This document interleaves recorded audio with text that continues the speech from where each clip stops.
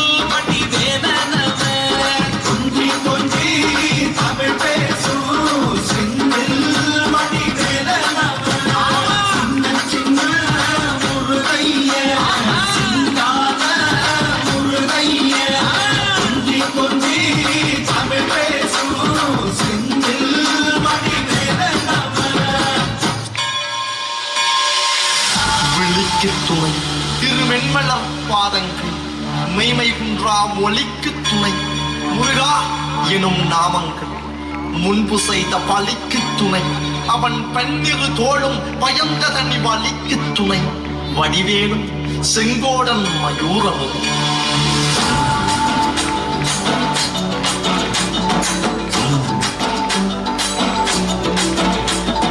வண்ணமயிலேறும் என் தங்க வடிவேலோ, தந்த முனை காண தினம் முடி வருவேனோ, செந்தமிழை காக்கும் பேசவல் கொடியானோ, நீ எண்ணி பாடும் என்னை கந்தன் அறிவானோ.